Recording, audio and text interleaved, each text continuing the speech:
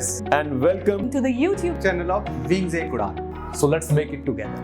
Hello everyone and welcome to Wings A Kudan. My name is Yashodhara Singh Jamwal and welcome to my lecture series. How are you all doing? I hope you all are staying home and staying safe. तो this is another lecture series. हमारा continuity lecture series चल रहा है on current affairs and इसमें भी मैं कुछ current affairs आपके लिए लेके आई हूँ विद न्यू पोर्टल्स, कुछ आइलैंड्स जो आपके न्यूज़ में रहे थे, आपके कुछ एरियाज़ ऑफ नेशनल इम्पोर्टेंस, वो सब चीज़ें हमने इसमें कवर की हैं. Fine, so let's get started. All right, so the first question for today is, in India, okay, so consider the following statements. In India, KV Kamath Committee established by the Reserve Bank of India has recommended the concept of bad bank for India. Statement number 2, national financial switch was designed, developed and deployed by the Indian Bank Association. Okay, so इसमें दो चीज़ें हैं. एक आपका आ गया bad bank for India, उसका concept के बारे में बात हो रहा है, और दूसरी चीज़ जो आपकी आ गई that is NFS. Okay, so when I talk about bad bank for India, let's just थोड़ा सा इसके बारे में जानते हैं कि ये बैड बैंक है क्या. अब क्या होता है ना, जैसे कि आपके होते हैं जब आप कोई भी लोन या कुछ लेते हैं, सो आपको जो एक पॉइंट के बाद आपको ऑब्वियसली लोन पे करना है, आपको इंटरेस्ट भी भरना पड़ता है और साथ में जो भी आपका एक टोटल अमाउंट बनता है, ठीक है, जिसमें आपका इंटरेस्ट भी आता है और आपकी जो मंथली जो आपका EMIs वगैरह होती है उस हिसाब से वो चीज़ें बनती है. अब जैसे कि अगर आपने एक महीना मतलब अपना इंस्टॉलमेंट नहीं दिया है, ठीक है, आपने सेकेंड मंथ भी नहीं दिया, आपने थर्ड मंथ भी नहीं दिया, 90 डेज तक अगर आपका किसी भी तरीके का पैसा उस लोन अकाउंट में नहीं डला है, तो आपका जो बैंक है या जो आपका अकाउंट है, it becomes NPA, that is non performing asset. कि ये जो है, अब देखिए हमारे ऊपर वो लाइबिलिटी है, बट बैंक के लिए तो हम असेट है ना. असेट क्यों है? क्योंकि उसने हमको लोन दिए जो हम वापस करेंगे with some amount, extra amount, तो इसीलिए हम क्या बन गए, बैंक के लिए असेट बन गए. तो जब हम जो असेट है बैंक को पैसा नहीं दे रहे हैं, so we become the non performing asset. तो कितनी देर के बाद होता है? यह होता है आपके 90 डेज तक. अगर आपने किसी भी तरीके का पैसा अपने उस अकाउंट में जमा नहीं करवाया है, you come under the non performing asset. ठीक है, अब कितने ऐसे केसेस हैं जिसमें NPAs भरे पड़े हैं हमारे इंडियन बैंक्स में. Now Indian banks have lot of work to do. उनका सिर्फ एक काम तो है नहीं कि सिर्फ NPA ही देखना है, they have lot of things to do, जिसके चलते जो NPAs हैं they were getting neglected. Now the concept of bad bank for India, it came in 1988. मतलब 1988 में फर्स्ट बैड बैंक जो था इंडिया का बना था, जो अभी भी इतना पॉपुलराइज नहीं है, बट ऑफ कोर्स ये कंसेप्ट है ही है. इसमें क्या होता है कि एक बैंक जो होता है वो दूसरे बैंक से उसके NPAs खरीद लेता है. फाइन, तो क्या हो गया, ये एक बैंक है और ये एक है. ये वाला क्या करेगा, इसके सारे NPAs खरीद लेगा. जब इस बैंक ने इसके सारे NPAs खरीद लिए, तो ये क्या हो गया, इसके सारे NPAs ख़त्म हो गए. मतलब ये एक अच्छी उस पे आ गया, रेपुटेशन पे आ गया.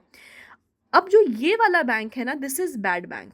बैड बैंक का काम ही यही है कि उसको सारे के सारे जो NPAs है ना, उसको रिकवर करना है. सो नाउ इसका जो इस वाले का सिर्फ एक ही काम है, जो ये है ना आपका, ओके, ये वाला लेते हैं कलर. जो ये वाला है ना, इसका बस एक ही काम है. काम क्या है कि इसको सिर्फ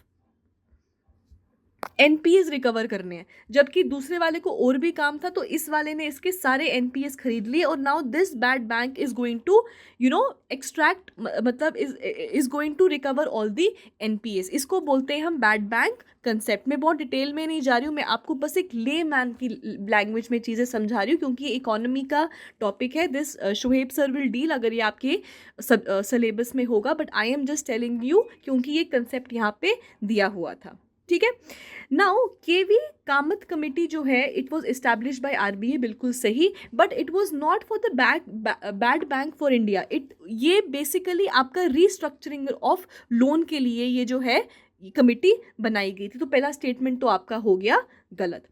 जो नेशनल फाइनेंशियल स्विच है, it was design, deployed and developed by who? By IDRBI. So it was not developed by Indian Banks Association. It was basically designed, developed and deployed by IDRBI. What does IDRBI stands for? It stands for Institute, लिख लीजिए इसको, Institute for Development and Research in Banking Technology.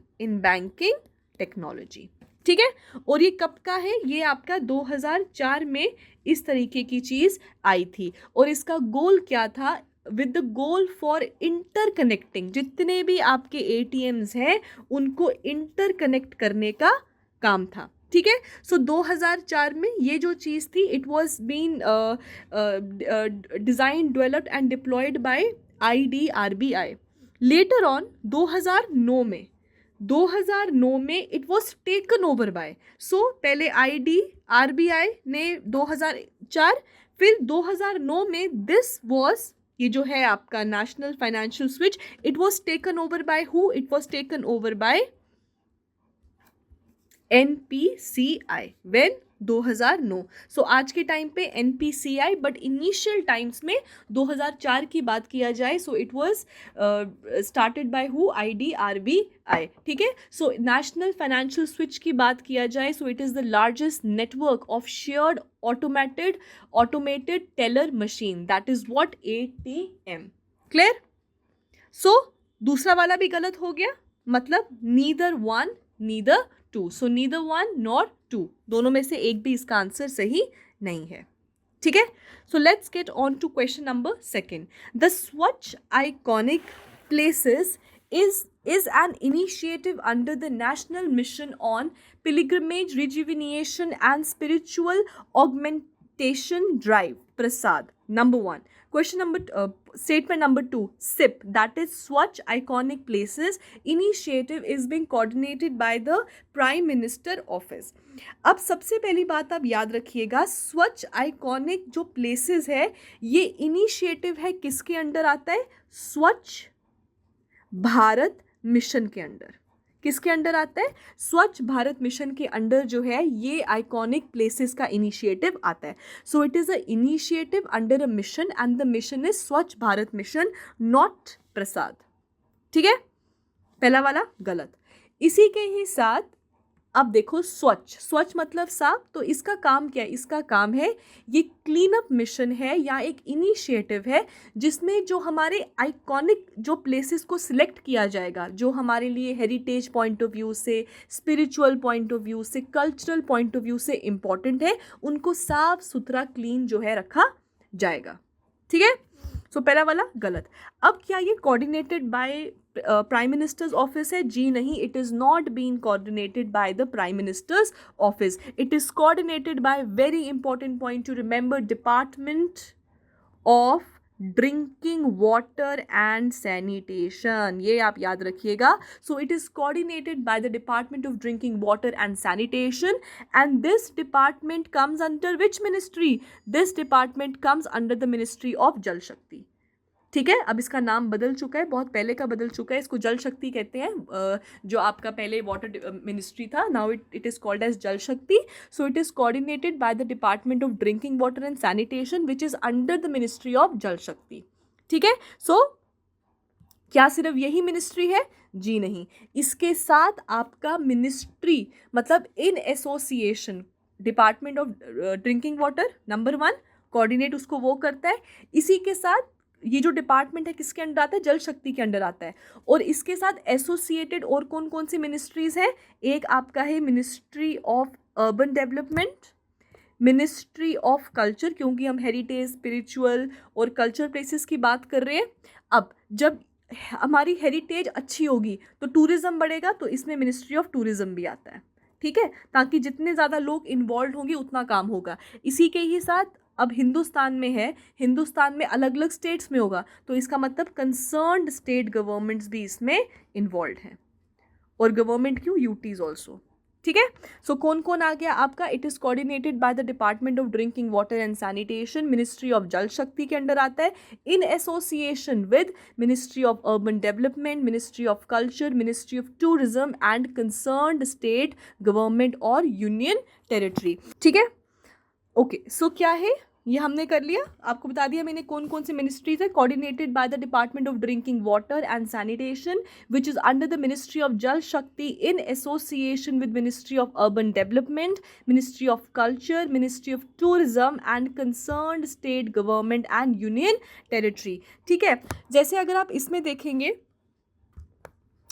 अगर हम ये आपका 25 फरवरी 2021 की ये है, ये ऑफिशियल पेज है, आप वहाँ पे जाके मिनिस्ट्री ऑफ जल शक्ति की उसमें जाके देख भी सकते हैं। जो मिनिस्ट्री ऑफ जल शक्ति है उसने अनाउंस किया है, क्या अनाउंस किया है? The selection of the following 12 iconic sites which will be under phase 4 of SIP, जो हम पढ़ रहे हैं अभी, स्वच्छ आइकॉनिक प्लेसेस। नाउ अब आप इन सब के नाम देख लीजिए। आपका इसमें हमारे जम्मू कश्मीर का डल लेक भी है, आपका अजंता केव्स है महाराष्ट्र का। Now I will suggest you all कि आप इन सब की लोकेशन का ध्यान रखिए क्योंकि all these locations are important. अब आपको हो सकता है ये आपको SIP के अंडर ना पूछा जाए कि इनमें से कौन सी फेज़ 4 के लिए सिलेक्ट हुई है कि नहीं हुई है, बट आपको एक नॉर्मल क्वेश्चन पूछ सकते हैं कि बताइए सन टेम्पल कहाँ पे है, ऑप्शन दे देंगे, रॉक गार्डन कहाँ पे है, ठीक है, या काली घाट टेम्पल कहाँ पे है। तो इसीलिए आप इनका जो है याद रखिएगा। Am I clear? All right, so this is, so क्या आंसर आया इसका? ऑप्शन नंबर ना 1 ना 2, so neither 1 neither 2। Clear? Okay, next is question number 3, that is Shaw gas field is often in news, is located where? Now this Shaw gas field has been in news a lot क्योंकि हाल ही में जो government है उसने और ज़्यादा जो पैसे हैं इसके अंदर इस गैस फील्ड को बढ़ाने और लगाने के लिए और ज़्यादा जो है इन्वेस्टमेंट की है, इसलिए this has again come in news. जबकि ये अभी का बात नहीं है, ये बहुत पहले की बात है, ये बहुत 2013 से भी पहले की ये बात है, बट रिसेंटली इसके अंदर और पैसा लगाने की बात हुई है, so this becomes important. So where is this? जो शॉ गैस फील्ड है वो कहाँ लोकेटेड है? Number 1, is it the Andaman sea? Number 2, is it the South China Sea? Number 3, is it the Gulf of Persia? Number D, is it the Gulf of Mannar? अब before going to this, पहले आप याद रखिएगा ये इसमें associated मतलब ये मतलब इसमें कौन कौन सी इंडिया की कौन कौन सी जो है इसमें एसोसिएटेड है? ONGC विदेश लिमिटेड, ये इसके एक्सप्लोरेशन डेवलपमेंट के साथ रिलेटेड है। कौन से project? Shaw gas project. Now इसमें कौन कौन सी कंट्रीज है? आपकी म्यांमार है इन्वॉल्व, आपका इंडिया है इन्वॉल्व, और साथ ही साथ आपका साउथ कोरिया जो है वो इन्वॉल्व है। नाउ फर्स्ट ऑफ ऑल ये बेसिकली जो प्रोजेक्ट है वो म्यांमार का है। 2002 की ये बात है जब आपका ONGC विदेश लिमिटेड जो है इसके साथ एसोसिएट हुआ था। इसी के साथ जो कंसोर्टियम कंपनीज हैं वो कौन कौन सी हैं? They are from the 3 countries I told you, South Korea, India and Myanmar. Consortium का मतलब हो गया 2 या 2 से ज़्यादा individuals, company, organisations which are working together to fulfil a single goal और अ कॉमन गोल। मतलब अलग अलग बंदे काम तो कर रहे हैं बट इन सब का गोल एक ही है। तो वो कौन कौन सी कंपनीज हैं आपकी? South Korea, India, Myanmar. और वो क्या कर रही है? शॉ गैस प्रोजेक्ट जो है उसके ऊपर लगी हुई है। सो इंडिया की तरफ से कौन है भैया इन्वेस्टर? आपका ONGC जो है वो काम कर रही है। इसी के साथ हमारा आपका गेल वो भी जो है इसका एक इन्वेस्टर है। ठीक है, अब ये सब करने का रीज़न क्या है? ये सब करने का रीज़न सिर्फ यही है ताकि जो एनर्जी डेफिसिट है कंट्री का उसको फुलफिल किया जाए, मतलब जो डेफिसिट है उसको रिड्यूस किया जाए। इसी के ही साथ क्योंकि यहाँ पे म्यांमार, इंडिया, साउथ कोरिया तो ये ईस्ट की तरफ है, तो इट विल ऑल्सो बूस्ट हमारी एक्ट ईस्ट पॉलिसी, राइट? तो ये हमारे इंडिया के नॉर्थ ईस्टर्न रीजन को भी बूस्ट करेगा, और क्योंकि इसमें ईस्ट साइड की countries are involve, so this will also boost our look east policy और सिंपली एक्ट ईस्ट पॉलिसी। ठीक है, अगर हम फर्स्ट गैस की बात करें आपकी जो शॉप प्रोजेक्ट का है, it was received in July 2013। Fine, okay. So मैं आपको इसका एक लोकेशन बता दूं, Hello everyone and welcome to Wings Quran. There is an important announcement for all the PSC Assistant Registrar aspirants. Wings आपके लिए लेके आया है मेंटरिंग कम कोचिंग कोर्स। यानी जो भी बच्चा हमारा कोर्स सब्सक्राइब करेगा उसको एक मेंटर के थ्रू गाइड किया जाएगा। गाइस, मेंटरिंग का मतलब कि आपको एक particular faculty member properly guide करता रहेगा थ्रू आउट द प्रिपरेशन। उसके साथ साथ video course, study material, MCQ sessions all will be included in this course. Guys, faculty members सारे वही होंगे जो पीएससी और यूपीएससी के एग्जाम्स को ऑलरेडी फेस कर चुके हैं, जिन्होंने मेंस लिख रखा है, जो इंटरव्यू स्टेज तक पहुंच रखे हैं। So all those people who are guiding you have already been through this exam. ये कोर्स विंग्स लेकर आ रहा है नॉर्थ इंडिया की सबसे बड़ी ऐप पे, दुरीना ऐप।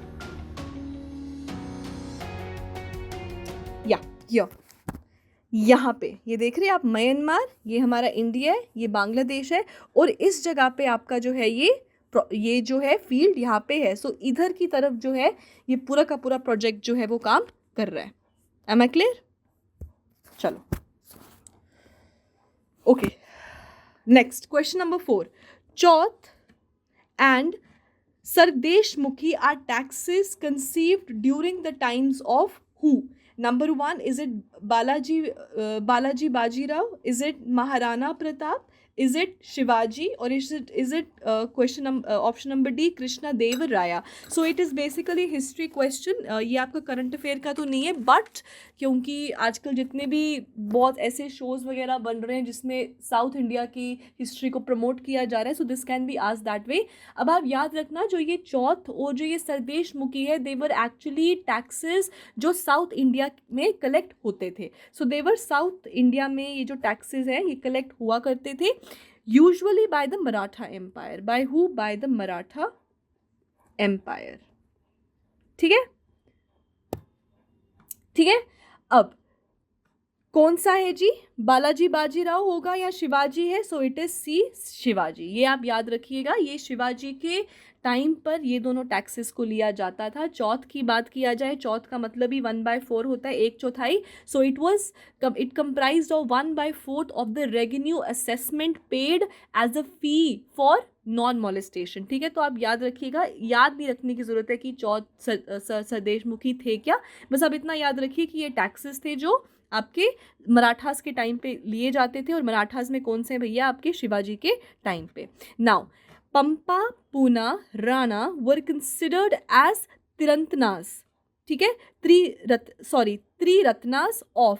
अब पंपा, पूना, राणा ये तीनों के तीनों लिटरेचर की फील्ड में, कहते ना, एक तरीके के पायनियर्स हैं लिटरेचर की फील्ड में। बट कौन से लिटरेचर की फील्ड में? इनका बहुत नाम है। और अगर आप इस लिटरेचर, जो मैं भी ऑप्शन पढ़ के और सही ऑप्शन बताऊंगी, अगर आप वो लिटरेचर खोलेंगे ना तो उसमें इन तीनों का नाम तो होता ही होता, because they are considered as the त्रिरत्नास। रत्न हैं, ज्वेल्स हैं ये उस लैंग्वेज के, उस लिटरेचर के। So is it number 1 Kannada literature, option number B is it the Tamil literature, option number C is it the Telugu literature, और option number D is it the Bengali literature. तो याद रखना ये पार्ट है आपके कन्नड़ लिटरेचर के। ठीक है, अगर हम पंपा की बात करें, इनको आदि कवि के नाम से भी जाना जाता है। क्या जाना जाता है? आदि कवि के नाम से भी जाना जाता है। And he is the first Kannada poet, he is believe to be the first Kannada poet. और ये सब के सब कन्नड़ साहित्य के साथ रिलेटेड है। एंड दे हैव बहुत जो है इनका लिटरेचर को बहुत ज़्यादा माना जाता है। ठीक है, question number 6। Question number 6 is Agatti Islands, recently seen in news, is located in where? Now this is an important question. ये आपके current affair से भी important है और GK के point of view से भी important है, because this area has a lot been in news. So number 1, is it the Lakshadweep? Option number B, is it the Andaman Nicobar? Option number C, is it the Persian Gulf? And option number D, is it the Gulf of Mannar? अगर हम Agatti islands की बात करें तो आप याद रखिएगा ये है आपका लक्षद्वीप आइलैंड में। ठीक है, okay, let me just Agatti, ये देख रहे हैं आप, ये आपका केरल या केरला का कोस्ट है और ये है आपका अगत्ती। ठीक है, तो ये कितना दूरी पे आ गया आपका कोचिन से या केरला के कोस्ट से, ये ऑलमोस्ट आपका 459 जो है वो किलोमीटर्स की दूरी पे है, ठीक है। सो अगत्ती आइलैंड्स कहाँ पे आ गया, आपकी लक्षद्वीप में आ गया। अगर हम लक्षद्वीप की बात करें तो it's like an archipelago, basically coral है, so it is considered to be a coral reef island. Initially it was volcanic, इसको वॉल्केनिक भी माना जाता है बहुत जगहों पे, बट बिकॉज एट प्रेजेंट उसके ऊपर कॉरल्स वगैरह हैं तो इसको हम कॉरल आइलैंड की तरह ही कंसिडर करते हैं, ठीक है। तो याद रखिएगा हाल ही में ये बहुत ज़्यादा न्यूज़ में था क्योंकि यहाँ पे जो NGT है, जो आपका नेशनल ग्रीन ट्रिब्यूनल है, उसने स्टे लगा दिया। स्टे किस पे लगा दिया, क्योंकि यहाँ पे कोकोनट ट्रीज़ को इतना काटा जा रहा था, और कोकोनट ट्रीज़ जो है एक तरीके का यहाँ पे मेन सोर्स ऑफ इनकम है। अगर हम अगत्ती आइलैंड्स की बात करें तो यहाँ पे सबसे ज़्यादा फिशिंग प्रैक्टिस होता है, उसके बाद आपका कॉयर, और उसके बाद copra. Coir and copra they both are related to your coconut. तो यहाँ पे इतना कोकोनट ट्रीज़ गिराए जा रहे थे कि NGT ने वहाँ पे स्टे लगा दिया, क्योंकि ये वायलेट कर रहा था union territories integrated island management plan को, ठीक है। और ये जो पूरा का पूरा प्लान है ये बनाया गया था एक रिपोर्ट के बेसिस के ऊपर, जो रिपोर्ट जस्टिस RV रविंद्र ने जो है प्रेजेंट किया था, which was actually by the supreme court. Supreme court ने ही कहा था इनको ये रिपोर्ट तैयार करने के लिए, तो इसीलिए ये जो आपका आइलैंड है came into news. So this is the Agatti island. Now Agatti island तो है, ठीक है। सो ये चल गया पता आपको कि ये आपका मैप, ये आपका लक्षद्वीप है, इसमें आपका ये कवरत्ती, ये देख रहे हैं आप, ये क्या चीज़ है, याद रखिएगा ये कैपिटल है आपके लक्षद्वीप का। तो ये लक्षद्वीप का कैपिटल है, ये भी आप याद रखिएगा, क्योंकि Lakshadweep has a lot been in news, ठीक है। 36 अटॉल और कोरल रीफ आइलैंड है, ये आर्चिपेलागो है 36 छोटे छोटे छोटे आइलैंड्स का। और अगर हम बात करें जुडिशियल कैपिटल का, मतलब जुडिशियल क्या हो गया, जो ये हाई कोर्ट किसका शेयर करता है, तो ये केरला। अभी देखा आपने कोचीन है, तो केरला या केरल हाई कोर्ट जो है, दोनों के दोनों केरला और लक्षद्वीप दोनों इसको शेयर करते हैं, ठीक है। जैसे हमारा लद्दाख है, जम्मू एंड कश्मीर यूटी है तो दोनों यूटी ना, लेकिन दोनों अभी क्या करते हैं, अपना हाई कोर्ट जो है वो शेयर कर रहे हैं, ठीक है जी। आ जाओ कहाँ गया, okay. So what did we do, so Lakshadweep, am I done? Let's move forward. Question number 7. A SEAM portal which has recently been in news is launched by what? अब ये जो मिनिस्ट्रीज है मैं उसका नाम नहीं पढ़ रही, मैं आपको असीम पोर्टल का फुल फॉर्म बताऊंगी। पहले तो इसको ऐसा लिखा नहीं जाता है, it is basically written like this, caps में लिखा जाता है ऐसे ऐसे ऐसे करके, ठीक है। So ASEEM portal stands for, I will request all of you to write it, Atmanirbhar skilled employer mapping. Atmanirbhar skilled employer mapping, ठीक है। तो किसके बारे में बात हो रही है, स्किल्ड के बारे में बात हो रही है, तो कौन सी मिनिस्ट्री होगी बताइए, ministry of skill development and entrepreneurship, ठीक है। और ये किसके अंडर आता है, आपको इतना याद रखने की जरूरत नहीं है, मिनिस्ट्री पता चल गई, दैट्स इनफ, फुल फॉर्म चल गई पता, दैट्स इनफ। याद रखिएगा एक चीज, ये आर्टिफिशियल इंटेलिजेंस बेस्ड पोर्टल है, ये याद रखिएगा कि आर्टिफिशियल इंटेलिजेंस के ऊपर बेस्ड ये पोर्टल है। डन, चलो let's move forward. All right, consider the following statements about United Nations Children Fund, that is UNICEF. It is an international non-governmental organization responsible for providing humanitarian and developmental aid to children worldwide. It relies entirely on, अच्छा ये आ गया आपका, यहाँ से लेके यहाँ तक आ गया जी पहला statement, it relies entirely on voluntarily contribution from governments and private donors, ये आ गया स्टेटमेंट नंबर 2।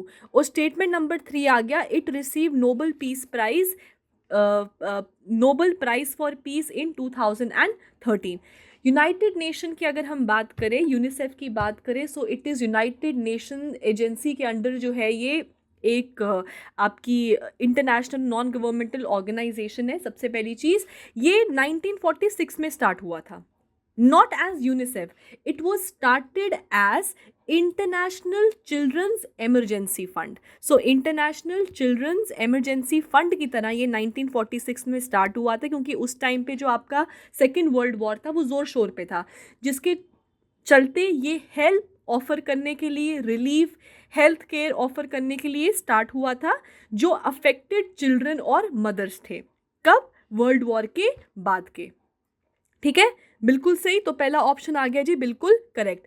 क्या ये पूरा का पूरा आपके वॉलंटरीली कंट्रीब्यूशन पे डिपेंडेंट है? यस। जो यूनिसेफ है वो पूरा का पूरा गवर्नमेंट प्राइवेट फंडिंग और कंट्रीब्यूशन के लिए डिपेंडेंट है for all it's works and activities. तो ये पूरा का पूरा जी आपका वॉलंटरीली कंट्रीब्यूशन के ऊपर ही एंटायरली, देख रहे हैं आप, एंटायरली। तो entirely it is a very strong word. Yes, ये एंटायरली ही डिपेंडेंट है, क्योंकि कुछ डिपेंडेंट होते हैं, कुछ एंटायरली नहीं होते, कुछ कंट्रीब्यूशन पे चलते हैं पर एंटायरली नहीं होते। लेकिन जो यूनिसेफ है वो एंटायरली डिपेंडेंट है फॉर ऑल इट्स वर्क। ठीक है, अब so option number 1, option number 2 correct हो गया जी। लेकिन अब आता है आपका what is it, it receive the Nobel peace for Nobel Prize for Peace in 2013. So क्या है ये आपका नोबल पीस प्राइज इन 2013। तो इसका क्या आ गया आपका? तो याद रखिएगा, it receive the Nobel peace prize in 1965। तो ये 1965 में इसको जो है नोबल पीस प्राइज मिला था। ठीक,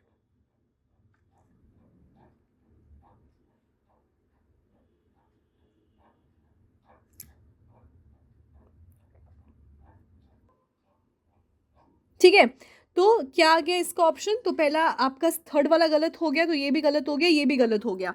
सेकंड वाला सही है, तो हाँ सेकंड ऑप्शन बिल्कुल सही है। अब ऊपर वाला देखो, it is an international non governmental organisation. अब देखिए ये ह्यूमैनिटेरियन और डेवलपमेंट के लिए तो है, चिल्ड्रन वर्ल्ड वाइड, लेकिन क्या ये इंटरनेशनल नॉन गवर्नमेंटल ऑर्गेनाइजेशन है? तो जी नहीं, ये यूनाइटेड नेशन के अंडर जो है, ये यूनाइटेड नेशन की एजेंसी है। तो ये कोई इंटरनेशनल नॉन गवर्नमेंटल ऑर्गेनाइजेशन नहीं है, it is United nation agency that provides development and humanitarian aid for children worldwide। तो कंसेप्ट बिल्कुल सही है, पर ये इंटरनेशनल नॉन गवर्नमेंटल ऑर्गेनाइजेशन नहीं है, ये यूएन की एक एजेंसी है। ठीक है, तो क्या हो गया आपका? पहला वाला भी गलत हो गया, तो ऑप्शन आ गया आपका ओनली सेकंड इज करेक्ट। तो ऑप्शन नंबर 2 आ गया आपका सही।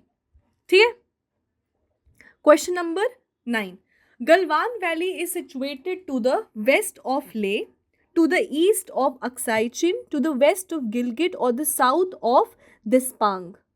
ठीक है, तो अगर हम गलवान वैली की बात करें, let me just show you a map. मैं आपको एक मैप दिखा देती हूँ, ये रहा,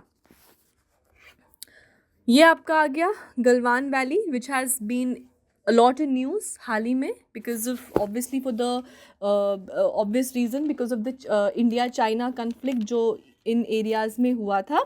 नाउ अगर हम गलवान वैली की बात करें तो ये कहाँ पे है जी? ऑप्शंस क्या थे? ऑप्शंस पढ़ लिया जाए। Options were west of Leh, east of Aksai Chin, west of Gilgit, south of Depsang. Now it is not in the east of Aksai Chin. ये जो एरिया है ये वाला ये आपका अक्साई चिन है, तो ये ईस्ट में नहीं है, ये आपका वेस्ट की तरफ आ गया। दिस्पांग प्लेन देख रहे हैं आप, और उसके बिल्कुल नीचे आपका Galwan valley. So it is also known as Galwan river valley, और ये कहाँ पे है जी? आपका साउथ ऑफ दिस्पांग प्लेन्स के नीचे ये पड़ता है। ठीक है, फाइन। नाउ यहाँ पे आप ये देख रहे हैं दौलत बेग ओल्दी, और ओल्दी कहा जाता है, लिखने में ये ओल्डी है पर इसको ओल्दी कहा जाता है।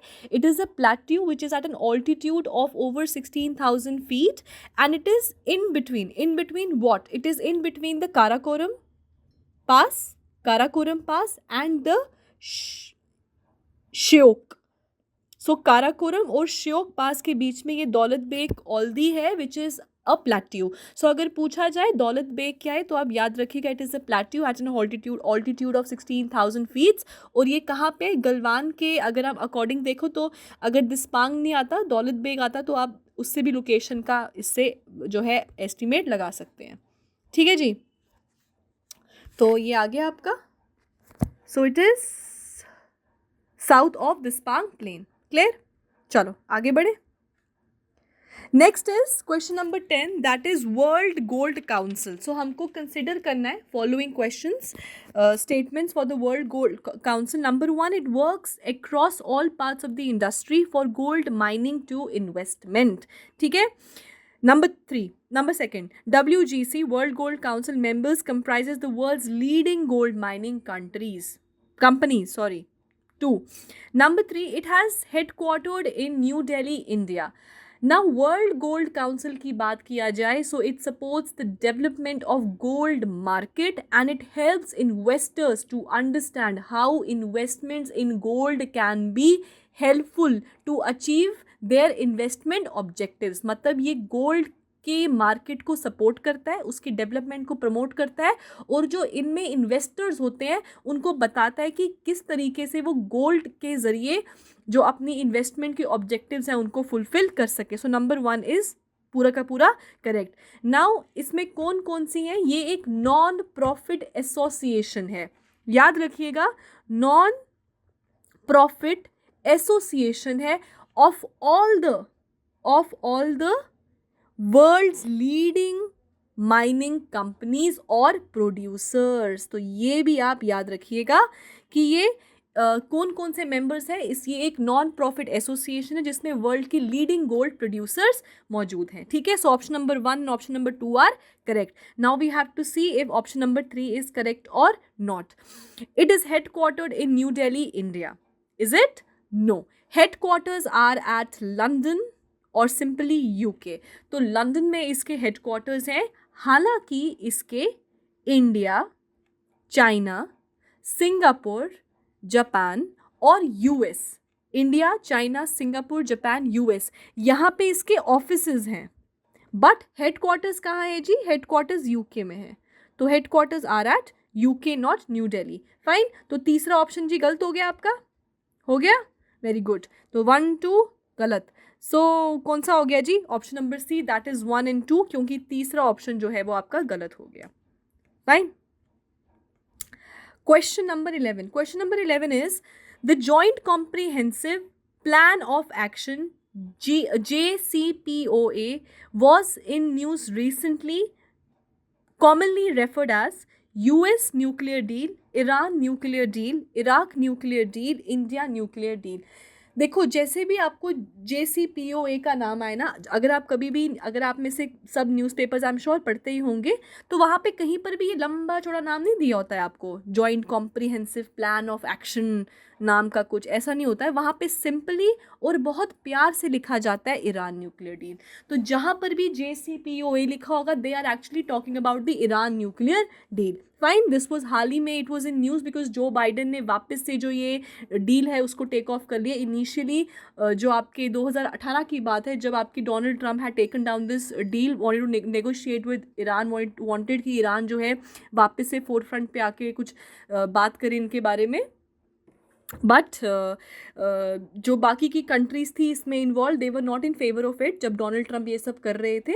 बट जैसे ही जो बाइडन आए, उन्होंने वापस से ही इस जो डील को है उसको वापस ज़ोर शोर से जैसा था वैसा ही कर दिया. अगर हम इस डील के बारे में बात करें तो आप याद रखिएगा, ये 2015 की डील है और इसमें बेसिकली था क्या? Iran nuclear deal. मतलब ईरान के जो न्यूक्लियर बॉम्ब है वो बना ना पाए, उस पे उसका रोक लगाना. तो Iran to stop making the nuclear bomb, ये डील जो है वो लगाई गई थी, जिसके चलते अगर ईरान नहीं बात मानता तो उसके ऊपर बहुत सारे सैंक्शंस वगैरह लगाए जाते हैं. अब ये 2015 में साइन कहाँ हुई थी? ये साइन हुई थी आपकी वियना में. ठीक है. किन किन के बीच में हुई थी? Another point to remember, obviously Iran के बीच में तो हुई होगी. एक आपका जर्मनी, एक आपका यूरोपियन यूनियन प्लस P5 में कौन कौन है आपके? P5 में आपका UK, US, रशिया, फिर आपका रशिया, चाइना, फ्रांस, ये सब आ गए आपके P5 प्लस जर्मनी प्लस कौन सा बोला था मैंने अभी आपको? European union. ठीक है. तो इन सब के बीच में ये डील हुई थी जिसमें उन्होंने कहा था कि ईरान को जी रोकना है अपने न्यूक्लियर बॉम्ब बनाने को. क्यों? क्योंकि अगर ईरान न्यूक्लियर बॉम्ब बना देता तो जो आपका मिडिल ईस्ट है उसमें क्या हो जाता? इम्बैलेंस या डिस्टेबिलिटी जो है वो आ जाता. ठीक है. Okay Okay. So question number 12. Which of these is the first gold mine of India? Nothing to इसमें कुछ वो तो लगा नहीं है कोई हार्ड एंड फास्ट रूल, बस आप याद रखिएगा कि first gold mine of India कौन सी है. Is it number 1 west Singhbhum, option number B Sonbhadra mine, option number C is it the Kolar gold mine, और option number D is it the Hutti gold mine. अगर आप लोगों ने पिक्चरें आप लोग देखते हो तो एक पिक्चर भी आई थी KGF, इफ़ यू रिमेंबर, तो उसी के ही इर्द गिर्द ही घूमता है जी ये भी. तो याद रखिएगा it is the Kolar gold mine. तो ये क्या है आपका? It is considered to be the first gold mine of India. Where is it? Karnataka. ठीक है, कर्नाटका. ठीक है, KGF से याद रखिएगा. चलो आगे बढ़ें. World Health Organization is a specialized agency of United Nations responsible for international public health. 110% correct. और WHO has a lot been in news क्योंकि because of your pandemic. इसी के साथ जो हमने UNICEF पढ़ा था वो भी बहुत न्यूज़ में है. अगर आपको याद होगा मैंने पिछली बार ही बताया था कि ये सब जो है आपके वैक्सीन्स वगैरह भी ले रहे हैं. ठीक है, चलो आगे. WHO के headquarters are at Geneva, Switzerland. सही है, बिल्कुल सही है. Correct. India became a party to the WHO Constitution on 12th January 1948. क्या ये सही है? 110% सही है. तो इसमें क्या हो गया?